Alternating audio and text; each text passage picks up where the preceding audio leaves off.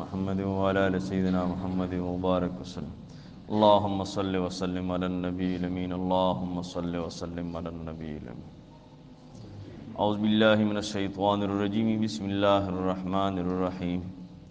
أحل لكم ليلة الصيام الرفث إلى نسائكم هن لباس لكم وأنتم لباس لهن علم الله أنكم كنتم تختانون أنفسكم فتاب عليكم وعفى عنكم فالآن باشروهن وابتغوا ما كتب الله لكم وكلوا واشربوا حتى يتبين لكم الخيط الأبيض من الخيط الأسود من الفجر ثم أتموا الصيام إلى الليل ولا تباشروهن وأنتم عاكفون في المساجد تلك حدود الله فلا تقربوها كذلك يبين الله آياته للناس لعلهم يتقون. صدق الله العظيم. سبحانك لا علم لنا إلا ما علمتنا إنك أنت العليم الحكيم. د رمضان شریف بحث را روان دی او په دې منځ کې بیا د الله تعالی نه د دعا غوښتو ترغیب هغه پکې ذکر شو. اوس بیا چې دینو د رمضان شریف متعلق ذکر فرمائی. د رمضان شریف روجی چې هر کله فرض شوي نو په دې په ابتدا کې زمونږ په شریعت کې دا قانونو چې یو سړي به د ماسخوتن مونځ وکړو یا به د ماسخوتن نه پس د ده لږې غونته سترګې ورلې بس بیا به ده باندې خوراک څښاک هم بندو او د کور ضرورت پوره کول ازدواجی زندگی هغه ضرورت پوره کول هم په ده باندې بند. نو دا حکم سختو بعضې کسانو نه پکې داسې لږ کمی وشو لږ غلطۍ وشوې نو الله رب العزت چې دی نو قانون راولېږه او هغې کې اسانتیا پیدا کړه. دویم دا چې د انسانانو د جایز نکاح ذکر پکې وشو چې دا نارینه او زنانه د یو بل لپاره پشان د لباس دي څنګه چې لباس انسان د پاره د عزت ذریعہ ګرځي او د راحت او د سکون ذریعہ ګرځي نو دقسې دا ښځه خاوند دین د یو بل لپاره د عزت او د سکون ذریعہ ګرځي. په نکاح کولو سره نارینه زنانه د نورو آفات و بلیات و مصائبو نه محفوظ. نو ورپسې آیات بله حصہ کې دا خبره ده. بیا ورپسې الله فرمای چې اوس تاسو ته اجازت وشو چې شپه را داخله شي نو تر د سبا صادق خطو پورې تاسو ته چې کوم دی خوراک څښاک ازدواجی زندگی قائمول وغیرہ ټول تاسو ته چې کوم دی مکمل اجازت دی چې سو پورې سبا صادق ښکاره شوی نه دی نو تاسو ته اجازت دی. او دا روژه چې ده نو دا به د شپې پورې د سبا صادق نه راواخله تر د شپې پورې به دا روژه ټینګوي. یعنی د روژې د ماتولو دپاره او د روژې د نیولو دپاره بانګ هم شرط نه دی، ټیم شرط دی. په روژه کې به انسان د ټیم انتهایی احتیاط کوي. کیدی شي یو مؤذن چې کوم دی دا سحر بانګ د خپل وخت نه لیټ ووایي او ته د هغې بانګ په انتظار او سبا صادق داخل شوي نو ستا خو روژې ته نقصان ورسېده. داسې یو صحابي دی هغه نبی علیه الصلاة والسلام ته ووایي چې صاحب ما خوب ولیده چې زه خلکو له په دې خلو باندې مهرونه لګوم. نو نبی علیه السلام ورته ووایي ته د وخت نه مخکې بانګ وایې خلک ستا د بانک په انتظاري چې زه بانک وویلو شو بس روژه بنده شوه. نو وی ته د ټایم معلومات وکړه چې کوم ټایم باندې سبا صادق داخليږي، ته د هغې نه مخکې خلک د خوراک څښاک نه بندوې، د هغې نه مخکې بندې. نو معلومه دا شوه چې د دې احتیاط. دغسې یو سار چې دی نو د ماښام بانک یو مؤذن پوه نه شو، د خپل ټایم نه مخکې ووي، 15 منټه مخکې ووي چې یاره وریځ دا تیاره ده، دا خو جوړ بس ماښام داخل شوی دی او بانک یې ووي. نو د دې وجې نه د دې دپاره ټایم هغه ضروري دی او شرط دی. او بل الله فرمایي چې هر کله که نارینی او که زنانی اعتکاف نیت یو کو اعتکاف ته کېناست 10 ورځو ته یا 20 ورځو ته یا 40 ورځو ته، لکه څنګه چې لالا کېناست الله دې طاقت او همت ورکړي. ډېر ګران کار دی خو الله دې ورته دا آسان کړي. دا لوی نعمت دی، ډېر ګران کار دی 40 ورځو ته. خو په دې چې بیا څه میلاویږي نو هغه هم بیا داسې سره سم ني. انسان 40 ورځې د الله میلمه، د الله په کور کې انسان ناست دی، غټه خبره ده. نو الله فرمایي که زنانه او که نارینه نو دې ته به بیا چې څنګه ښځه خاوند یو بل سره خبرې اترې وغیره په دې دوران کې د هغې بیا اجازت نشته. نو نن دغه احکامات بیانوي. ترجمه ته خیال کوئ. احل لکم حلال کړی شو ستاسو دپاره لیلة الصیام الرفث پشپا د روجه کې الرفث صحبت کول، ازدواجی امور قائمول وغیرہ د ښځه خاوند منځ کې چې کم الله پاک کم دغه ایښی دی د هغې ضرورت پوره کول هغه جایز شو. الی نسائکم خپلو بیبیانو ته. نو دې کې د الله پاک یو عجیبه غونته د حکمت ذات دی. لومبې احکامات سخت راولېږله نو هغه لږ خلکو باندې سخت شو. نو چې هر کله دا حکم بدل کې چې بس یاره اوس ټوله شپه تاسو ته اجازت دی د خوراک څښاک وغیره، نو بس صحابو یاره دا خو ډېر آسان شو دا حکم. نو دې کې د الله پاک حکمت و چې دا حکم یې پې ډېر په اسانتیا سره ومنو، هغوی ورته ذهني طور ډېر په اسانتیا سره تیار شو. لکه د دې نه مخکې د جهاد په حوالې سره دا حکم و چې دشمن تا نه 1 نسبت 10 درنه سیوای، 10 ګنا درنه دشمن سیوای، نو ګورې قطعا درته د تښتېدو اجازت نشته. که هغه د ټوکړې ټوکړې کوي خو ګوره تښتېدو اجازت د میدان جنگ نه نشته. چې 10 ګنا درنه دشمن طاقتوري او د هغه نفري سیوای، نو بس هغې ته هم صحابه بس غاړه ایښې وه. هغه تښتېدو والا خلک نه وه، هغوی خو بس غاړه ایښې وه چې بس وا خو بس هغوی خو یې کایي د اشاره وکړو بیا تماشه وکړه، هغوی خو بس هغه والا خلک هغه وروستو والا نه وه. هغه بني اسرائیل نه چې هغوی وه انې او بانې او انې او بانې او خبرې اترې، نه نه نه، بس هغوی خو وایي چې بس خدا دی چې حکم سخت حکم ګران خو په خولې یې خو سوې نه. نو الله پاک ورته وایي چې اوس تاسو ته زه نرمي پیدا کوم. اوس چې دوګنه دشمني ستاسو نه، نو ګورې په میدان به ورته ولاړې چې دوګنه یې، او که ډېر زیات طاقتور یو مقابلې نشي کولی، نو که ته بیا ځان بچ کې او د ځان د بچ کولو کوشش کوې، نو بیا ته اجازه شته. نو صحابه خوشحاله شو چېرې دا خو حکم ډېر آسان راغی، حالانکې دوګنه سره جنګېدل هم څه آسان نه دي. نو دې کې د الله پاک حکمت چې لومبې یو شان حکم بیا ورپسې بل شان. هن لبا حاصل شو الی نسائکم خپل بیبیانو ته. هن دا بیبیانې لباس لکم دا جامه د ستاسو دپاره، دا جامه د ستاسو دپاره. وانتم او تاسو لباس لهن جامه یې د هغې دپاره.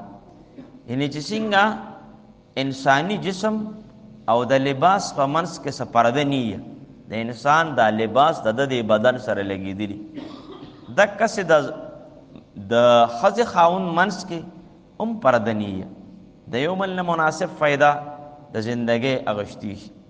دویمه خبره دا ده چې وی اصل کې دا آیات چې دی دې ته وی ډېره توجه پکار ده. فکر کوئ ترجمې ته چې د زنانه او نارینه منځ کې کم تعلقات دي هغه په څونه ښکلې طریقې سره بیان کړه. تاسو خیال وکړئ چې نارینو ته وایي چې دا زنانه ستاسو دپاره جامه ده او زنانه ته وایي چې دا نارینه ستاسو دپاره جامه ده. جامه د انسان د عزت ذریعه ګرځي. نو وی دلته هغې ته لباس وي. دا ډېره ښکلې خبره استعمال کړه الله پاک. یعنی لباس نه مراد پرده ده چې څنګه لباس چې کوم دی د انسان د بدن عیبونه پټوي، دقسې په نکاح سره انسان د مختلف ګناهونو نه منې شي، د خلکو د تهمت او د الزام تراشۍ نه محفوظ شي. د دې نه علاوه لباس زینت دی، زینت دی، خوشحالي ده، ښکلېوالی دی. لباس راحت دی، بدن ته پې سکون رسی، د موسمی اثراتو نه پې انسان محفوظ وي. نو دغسې نکاح چې کم دی وي دا صرف د خواهشاتو د پوره کېدو نوم نه دی. دا که چېرته نکاح کول انسان صرف دقه یوه خبره ګڼي نو بیا د ده او په زناورو کې بیا فرق نشته. بیا خو دا زناور شو، زناور هم بس خواهشات پوره کوي، بچي راوړي او دیم دغه، نو بیا خو د ده او په زناورو کې فرق څه شو؟ دا خو الله پاک دی د زناورو نه چې کم دی را په فرق کړی دی. وی مفسر صاحب فرمایي وی نن سبا خلک دا اعتراض کوي چې یاره اسلام چې کم دی د زنانو حقوق چې کم دی هغه پامال کړي دي، زنانه ته خپل حقوق نه دي ورکړي. وی دا تصور بالکل غلط دی، دا بالکل غلط دی.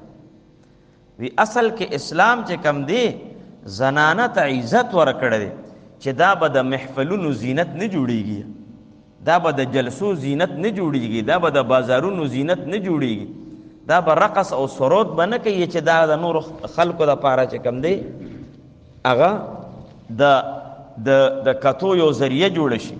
دا به داسې نه کوي، بلکې دا یو ډېر د عزت او احترام بنده الله پیدا کړی دی. اسلام د دې خبرې اجازت بالکل نه ورکوي. اسلام خو په خپله یو مستقل دین دی، د اسلام خپل نظام دی، خپل قانون دی، خپل ضابطه حیات دی. دا څه مستعار دین خو نه دی.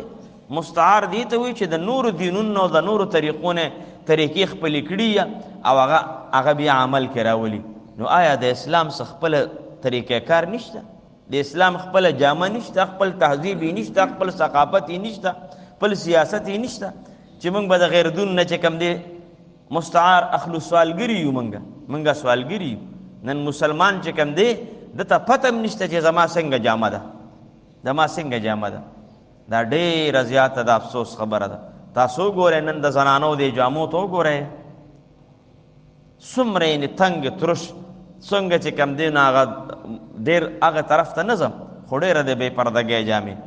خو دا زنانو ته په دې کې چې کوم دی نو زه به ووایم چې په 20% پکې زنانو ته ګناه ده او 80% پکې نارینو ته ګناه ده. هغه نارینه لا څنګه نارینه دی چې د زنانه داسې جامې اچي چې هغه د نورو نارینو د کتو ذریعه ګرځي، هغې ورته ګوري د هغې دپاره او دې په ځان بې پروا کوي. دا څونه بې خوندتوب او بې غیرتوب دی. د دې ډېر زیات لحاظ پکار دی، ځکه چې اسلام وي دا انتهایي چې کم دی زمونږ بدقسمتي ده چې نن مونږ مغربي تهذیب چې کم دی، مغربي تهذیب د هغې تهذیب د اسلام په ډانچه کې دا چولو کوشش کوو. فکر کوئ دې خبرو ته چې کم مغرب کم تهذیب دی نو هغې په اسلام په ډانچه کې دا چولو. څنګه د اسلام په ډانچه کې دا چولو کوشش کوو؟ هغې له مونږ داسې جوازونه ګورو، هیلې حوالې ګورو چې هغه ځان ته جایز کړو، هغه ځان ته جایز کړو چې نه دا د اسلام خلاف نه دی، دا خبره دا د اسلام خلاف نه ده. هغې له قسمه قسم هیلې حوالې ګورو. دا ډېره کمزورې خبره ده. هغه اکبر الآبادی وی که نه وی بے پرده کل جو آئی مجھے چند بیبیاں، اکبر زمین غیرت قومی سے گڑ گیا. اکبر الآبادی کله تیر شوی دی، پخوا تیر شوی دی په بر صغیر پاک وهند کې د تقسیم پاکستان نه مخکې. وی یو څو زنانه مخې لرالې بیبیانې، نو وی داسې چې ما ورته وکتل نو وی د هغې هغه لباس او پوزیشن داسې و چې د ډېر غیرت د وجې نه وي اکبر په ځمکه ننوته، ځان یادوي، یعنې سترګې مې ښکته کړې. پوچھنے لگا کہ آپ کا پردہ کہاں گیا؟ وی تپوس هم ته وکړو چې ستاسو هغه پرده څه شوه؟ کہنے لگی کہ مردوں کے آنکھوں پہ پڑ گیا. وی زنانو راته ووي چې هغه خپل پرده چې کم ده هغه م راواغشته، هغه درانه درانه پړونې او هغه درنې درنې بورکې او هغه لوپټې هغه م د خپلو نارینو په دې سترګو وروغورځولو. نو هغې ته اوس مونږ نه ښکارو، هغې ته دا اکبر الابادي د نن نه خدای خبر چې څونه عمر مخکې دا خبره کړې ده، نو اوس کوم حال شو؟ الله فرمایي انسانانو دا سوچ پرېږدئ، تاسو د یو بل لپاره چې کوم دی پرده او په پرده کې ځان پاتې کړئ، پرده کې ځان پاتې کړئ. تاسو ته ما دا حدیث مبارک څو ځله عرض کړو چې صحیح حدیث مبارک کې راځي چې انسان جایز نکاح کړی ده، نارینه دی زنانه ده، جایز نکاح صحیح طریقې سره خپل ژوند تیری، نه سړی خراب دی او نه ښځه خرابه ده، بالکل ټیک ټاک دي. لیکن صرف دا یو غلطي پکې ده چې خپلې خبرې چې کوم دی هغه دروازې خپلو ملګرو ته کوي، یا دا سړی یا دا ښځه. حدیث کې راځي چې د دی به د قیامت په ورځ باندې د زیناکارو په سب کې پاسي. اسلام خو ستا د حیا قایل دی، ستا د عزت قایل دی چې ستا زنانه ته څوک ونه ګوري په غلط نظر، ستا د زنانو متعلق څوک څه خبرې ونه کړي. لیکن موږ نن هغه افسوس دا دی چې موږ دغه طرف ته سوچ پرېښی دی. ورپسې فرمایي الله پاک چې تاسو ته اوس د خوړلو څښلو اجازت دی تر دې پورې چې سبا صادق روخیږي او سپین او تور مزې د یو بل نه بیل شي. سپین او تور مزې یعنی دا تور نه مراد د شپې تیاره ده او د سپین نه مراد سبا صادق دی، چې سپین او تور مزې الله فرمایي د یو بل نه جدا شي. نه روایتو کې یو خبر راځي دا چې ډېره ښکلې خبره ده. د عدي ابن حاتم صاحب رضی الله تعالی عنه دا د حاتم طویی صاحب زوی و. حاتم طویی صاحب چې کوم دی بس دا د نبی علیہ السلام زمانې سره جوخت تیر شو، خو بس د حضرت نه لږ مخکې وفات شو. د حضرت نه مخکې وفات شو، نبی علیہ السلام سره ملاقات نه دی شوی، د دې نبوت ورته نه دی وررسېدلی. خو په دنیا کې د هغه سخاوت منلی شوی سخاوت اوس هغه چې ته داسې موقع راشي د هغه واقعات به ته ذکر کړم. ډېر عجیب او غریب انسان خو سخاوت پکې خپل پردی به نه کته، بس په هر چا باندې خوراک کو او چې چا به ورته سم غوښتنو هغه به ورکول، که قیمتي څیز به چا غوښتنو هم به ورکو، کار څه داوال. ډېر ناشنا او عجیب انسان. د هغه زوی حضرت عدي رضی الله تعالی عنه دی بیا چې کم دی نو په نبی علیہ السلام ایمان راوړو، ځکه چې د په وخت کې نبی علیہ السلام بیا د نبوت دعوه کړې وه. نو دی داسې لږ ساده مزاج غونته به کیدی شي. بل ابتدا د اسلام کې خو لکه صحابه ټول چې کم دی خو د اسلام نه ناشنا و که نه، نو دا آیات نازل شو چې الله فرمایي چې تور او سپین مزې چې کم دی چې هغه د یو بل نه جدا شي، هغه تاسو وپېژنئ چې دا تور دی او دا سپین دی، نو بس تاسو به روجه بنده کړئ چې دونه مراد دا دی چې رڼا شي. نو حضرت عدي رضی الله تعالی عنہ د بالغ لاندې یو تور مزې خو یو سپین مزې خو وه. نو هغې ته بیا سات په سات کتله، نو چې کله به دونه رڼا شوه چې هغه تور او سپین بیا د یو بل نه وپېژندل، بیا به یې روجه بنده کړه. دا خبره چې کوم دی نبی علیہ السلام ته چا وکړه چې حضرت عدي خو دا چل کوي. نبی علیہ السلام ډېر زیات وخندل چې د عدي دا بالغ خو څه ډېر لوی نه دی چې ومې یې شپه لاندې کړې ده، ومې یې ورځ لاندې کړې ده، چې ډېر پلن بالغ د شپه ورځ یې دواړه لاندې کړي دي. نو هغه بیا نبی علیہ السلام راغوښته، نبی علیہ السلام بیا ورسره مسکي کېده او خاندلې. بیا عدي وي څه ډېر عجیبه غونته دغه د سوچ دغه کړو. نو بیا پوه که په خبره باندې هغه په خپل هم بیا دغه یا رسول الله زه پوهېدم نه په دې خبره باندې، خو الله پاک فرمایلي چې تور او سپین مزې جدا شي، نی بس ما دوه مزې جوړ کړه. دا بهرحال بیا الله فرمایي چې تاسو خپل روجه تر ماښامه پورې ورسوئ. بسم الله احل لکم حلال کړی شوي دي ستاسو. کم ځای پورې؟ او ټیک شو خبره دا خبره رانه اوږده شي. نو هن لباس لکم، دغه زنانه دا په لباس د ستاسو دپاره، جامه د ستاسو دپاره، وانتم لباس لهن، او تاسو جامه یې د دې دپاره. انسان بس پرده کې شي، د خلکو د الزاماتو دار سره محفوظ شي. د دې وجې نه دین اسلام وایي چې تاسو نکاح پټه مه کوئ چې ګنې چاته پته ونه لګي، دې باندې خلک خبر کړي.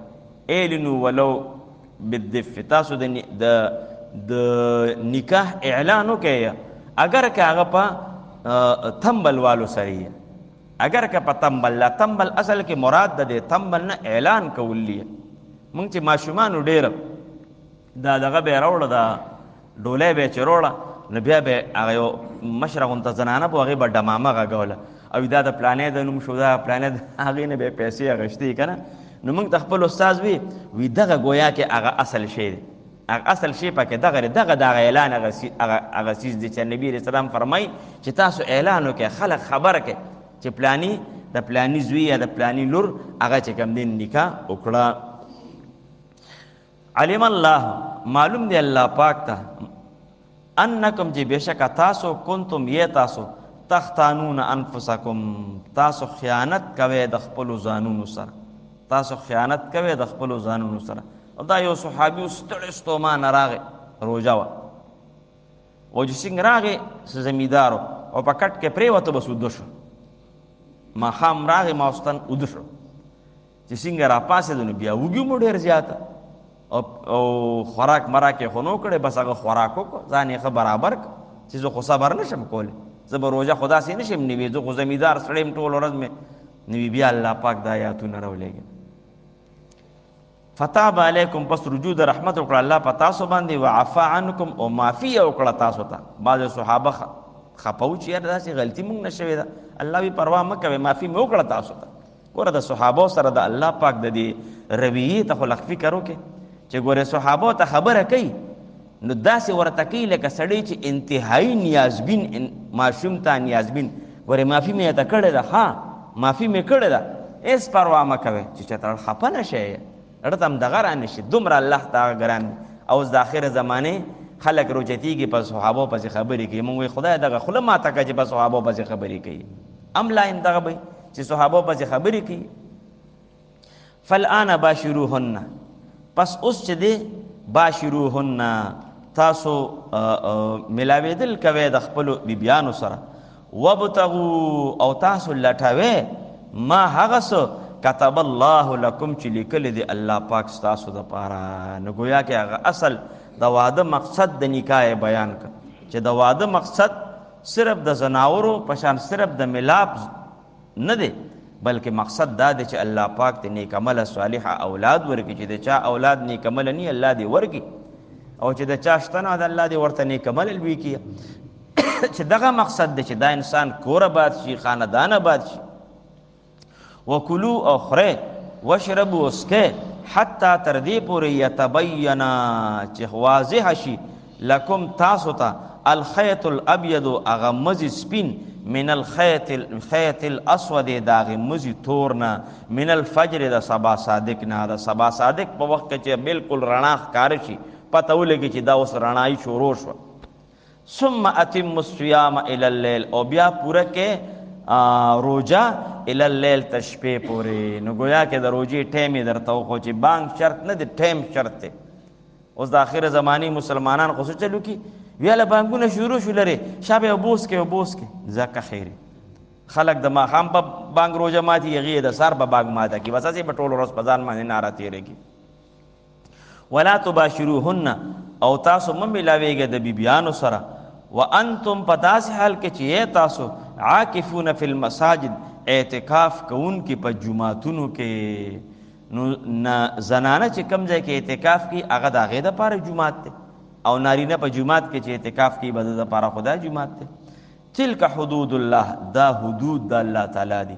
فلا تقربوها، تاسو مه نږدې کېږئ دې ته مه نږدې کېږئ. یعنی مراد دا دی الله دا ونه وی چې دا حدود مه ماتوئ، دی ونه وی نه دې ته نږدې کېږئ ما، ځکه چې ته نږدې شوې نو د ماتېدو خطره. نبی علیہ السلام یو حدیث کې فرمایي چې د دې خبرو مثال داسې دی لکه یو ځای کې چې کوم دی باونډري لګېدلې ده چې بھئی دا اخوا چې کوم دی دا ممنوع علاقه ده، اوس یو سړی وي ګړي بيزي بوزي او دغه ممنوع علاقه په دې باونډرۍ په دې پوله باندې چې کوم دی دا ګړي بيزي سره یي او په دې کې ناڅاپه هغه ممنوع علاقه ته د ده نه دا ګړي بيزي لاړې شي او بیا هغه خلک دله سزا ورکوي یا د سره جنګ کوي یا د ته تکلیف ورکوي، نو دا خو د خپله غلطي ده. نو یې ولې دي هغې ته نږدې ته لکه مخکې تاسو به په اخبار کې کتلي وو که نه، یو ډېر ظلم یو د پنجاب کې دا سند کې دا ظالمان خلک ډېر زیات دي.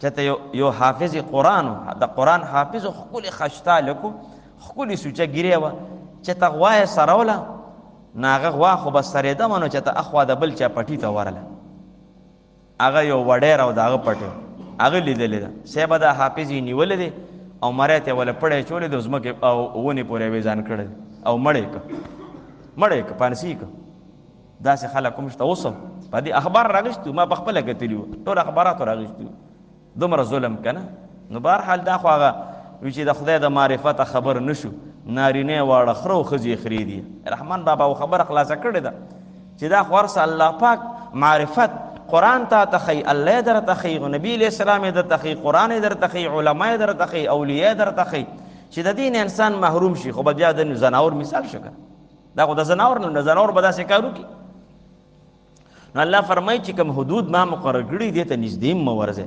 کذالک هم دارنګ یبین الله بیانی الله پاک آیاته احکامات خپل للناس خلق ته لعلهم یتقون د پاره دی چې دی تقوادار جوړ شي دی د الله د نافرمانه نه ځان وساتي اعوذ بالله من الشیطان الرجیم بسم الله الرحمن الرحیم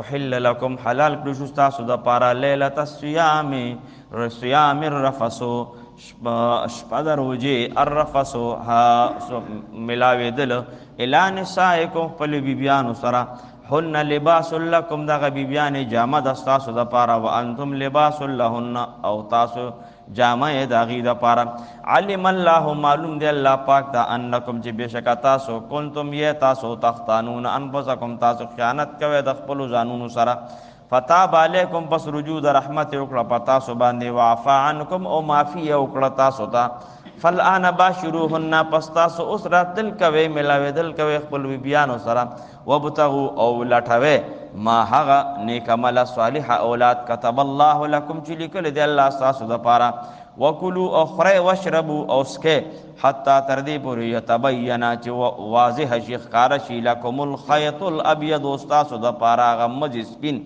من الخيط الاسود داغ مزي تورنا من الفجر د سبانه ثم اتم الصيام الى الليل بیا پورا کې روزه تر شپې پورې ولا تباشروهن وتاسم ملاويږي د دې بیبيانو سره وانتم عاکفون فی المساجد پداس حال کې چې تاسو اعتکاف کوونکې په جمعاتونو کې تلک حدود الله دا حدود د الله تعالی دی فلا تقربوها دې ته من نږدې کېږي کذالک هم دارنګ یبین الله بیان الله پاک آیاته احکامات وللناس خلق تعالی لعلهم یتقون د پاره دې چې دی پرهیزګار جوړ شي صدق الله العظیم ان الله وملائکته یصلون علی النبی یا ایها الذین آمنوا صلوا علیه وسلموا تسلیما اللهم صل علی سیدنا محمد وعلى ال سیدنا محمد اللهم صل علی سیدنا محمد وعلى ال سیدنا اللهم امين الحمد لله اللهم ارحمنا وارحمة محمد صلى الله عليه وسلم اللهم انصرنا وانصر محمد صلى الله عليه وسلم اللهم فرج كروبنا وكروب المسلمين اللهم اغفر لنا واغفر لمحمد صلى الله عليه وسلم جزاك الله خيرا وشالك